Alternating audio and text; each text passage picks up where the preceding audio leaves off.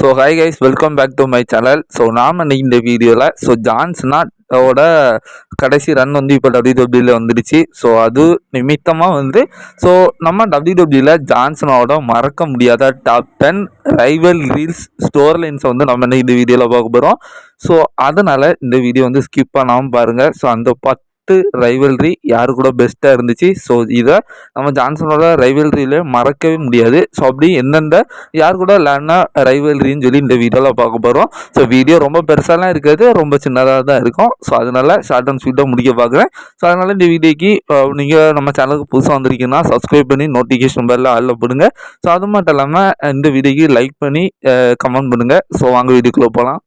10th பிளேஸில் நம்ம JBL விசிஸ் Johnson ஆகியான rivalry தான்.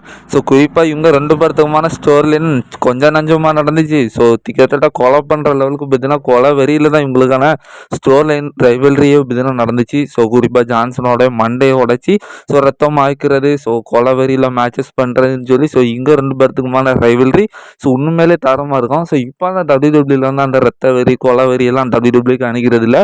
பட் அந்த டைமில் தான் பீக் டபிள்யூடபிள்யூ நம்மளை ஃபீல் பண்ண வச்சாங்க. ஸோ அதுக்கான ஒன் ஆஃப் த ரீசனாக ஸோ இந்த மேட்சஸ் கூட அமைஞ்சிருக்கு. ஸோ இவங்க ரெண்டு பேர்த்துக்கான ஸோ ரைவல்ரி கூட அமைஞ்சிருக்கு. ஸோ ஜேபிஎல் விசேஷ் ஜான்சன் ஆகியான ஸ்டோர் லைன்ஸ் ஸோ பர்சனலி எனக்கும் இவங்களுக்கான ஸ்டோர் லைன்ஸில் பிடிச்சிருந்துச்சு.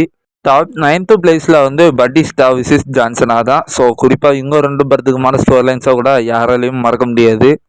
8th பிளேஸில் நம்மளுடைய ஜான்சனா விசேஷ் பிராக் லெஸ்னர் தான். ஸோ குறிப்பாக பிராக் லெஸ்னர் விசேஷ் ஜான்சன் ஆகியான ரைவல்ரியை ஸோ இனிமே அதாவது ஃபியூச்சரில் டபிள்யூடபிள்யூ புதுசாக பார்க்குறாங்க. ஸோ ஒரு பழைய மேட்சை பார்த்துட்டு பார்க்குறாங்கன்னா ஸோ இந்த மேட்சை பார்த்தா இவங்களுக்கு ரெண்டு பேர்த்துக்குமான ஒரு ஸ்டோரின்னு பார்த்தாலே புரியும். ஸோ வேரியஸ் ஆஃப் டிகேட்ஸில் நடந்துருன்னு சொல்லலாம்.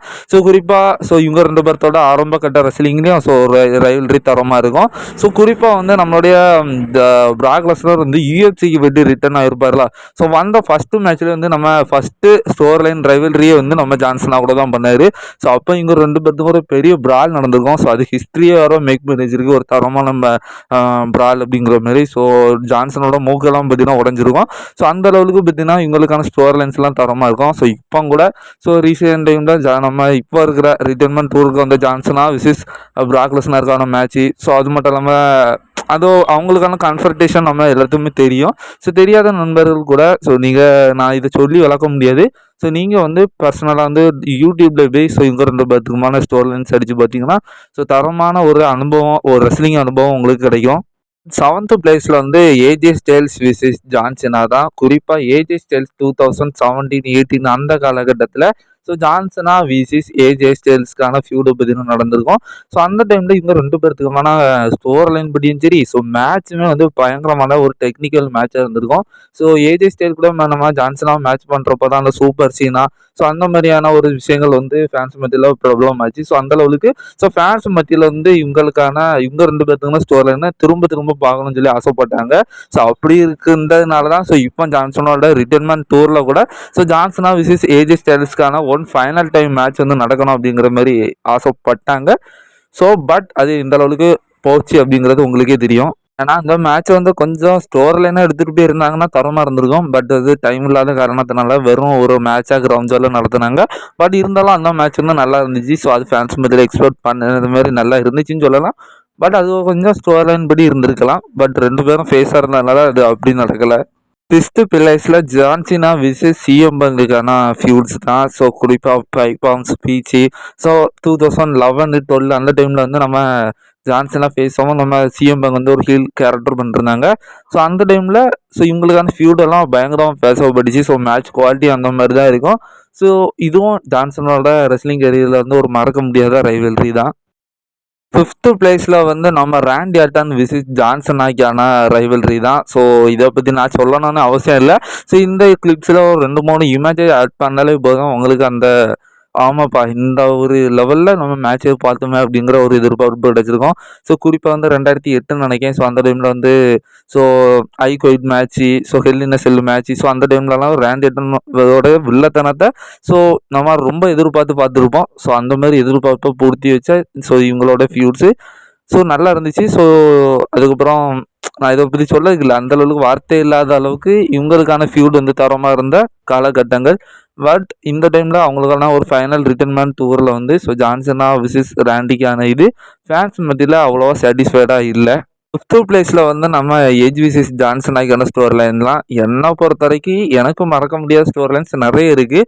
ஸோ உதாரணமாக இந்த ஸ்டோர் லைன் சொல்கிறேன். So Big Show versus Edge versus ஜான்சனா அதில் ஒரு ரெஸ்ல்மேனியாவில் வேறு நம்ம எஜ்ஜையும் பிக் ஷோவையும் அட் அ டைமில் தூக்கி வந்து ஒரு எஃப்ஐ போட்டிருப்பார்லாம். So active adjustment. ஸோ அது வரலாற்று இன்னும் பேசிகிட்டு இருக்கு. ஸோ அந்த ஸ்டோர் லைன். ஸோ அதுக்கப்புறம் இவங்க 2 பேருக்குமான தனி ஸ்டோர் லைனே வந்து அது வேறு கதையில் போயிட்டு இருந்துச்சு. 4th ரைவல்ரி வந்து ராக் விசஸ் ஜான்சனா தான். குறிப்பாக நான் மேபி அந்த ரெஸ்ல்மேனியாவோட நம்பர் வந்து தெரியாமல் மாற்றி சொல்லலாம். எனக்கு ஒரு ஞாபகப்படி 2029 இல்லைன்னா 2030 இல்லைன்னா 2029. ஸோ இந்த 2 வருஷம் தொடர்ந்து வந்து ஸோ இவங்களுக்கான ஒரு ஃபியூடு பார்த்தீங்கன்னா நடந்துருந்துச்சு. ஸோ ஒரு ரெஸ்ல்மேனியாவில் ராக் வின் பண்ணார், ஒரு ரெஸ்ல்மேனியாவில் வந்து ஸோ ஜான்சனை வின் பண்ணார். ஸோ அந்த டைமில் இவங்க 2 பேருக்குமான நடந்த ஸ்டோர் லைன்ஸ் ஸோ உண்மையிலே தரமாக இருந்துச்சு. அடுத்ததாக டாப் 2ல் இருந்த ரைவல்ரி யாரோடதுன்னா நம்ம ட்ரிபிள் ஹெச் விசஸ் ஜான்சனாவோட ரைவல்ரி தான். ஸோ குறிப்பாக இது வந்து நான் வந்து ஒரு வெப்சைட்டில் உள்ளதை தான் நான் அப்படி எடுத்து அந்த டாப் 10 அது எல்லாமே அவங்க சொல்லியிருக்கிறத தான் நான் அவங்கள்ட்ட சொல்கிறேன். ஸோ என்னோட கருத்து இருந்துச்சுன்னா ஸோ நான் வேறு ஆட்கள் தான் கொடுத்துருப்பேன். ஸோ மற்றபடி இது வந்து அவங்களோட பாயிண்ட் ஆஃப் வியூ தான். ஸோ டாப் 2ல் வந்து ட்ரிபிள் ஹெச் விசஸ் ஜான்சனா. ஸோ இவங்களுக்கான ஃபியூடு வந்து உண்மையிலே தரமாக இருந்துச்சு அப்படிங்கிற மாதிரி சொல்லலாம். ஸோ உண்மையிலே நல்லா இருந்துச்சு. ஃபர்ஸ்ட் பிளேஸில் யாரோட ஸ்டோர் லைன்ஸ்னா கரெக்டாக தான். ஸோ குறிப்பாக சினேஷன் லீடர் ஜான்சனாவோட ஸோ ரெஸ்லிங் அறிமுகமே வந்து நம்ம கரெக்டாங்கில் இருந்து தான் தொடங்கிச்சு. ஸோ ருத்ல ஷாக்ரஷன் ஸோ அதெல்லாம் ஞாபகம் இருக்குல்ல. ஸோ அப்படி ஸோ ஜான்சனா விசிஸ் அதாவது ஜான்சனாக்கி ஃபர்ஸ்ட் ஆப்போனண்டே வந்து நம்ம கரெக்டாங்களாக தான் இருந்தார். ஸோ இன்றைக்கி ஜான்சனா மறக்க முடியாத அளவுக்கு லெஜண்ட். ஸோ அவருக்குன்னு சொல்லி ஒரு வருஷம் ரிட்டைர்மெண்ட் டூர்னி கொடுத்து ஸோ அவரை இந்த அளவுக்கு ஒரு பெரிய ஆள் ஆனதுக்கு ஒரு சின்ன ரீசனாக வந்து கரெக்டாங்கில் இருக்கிறார்.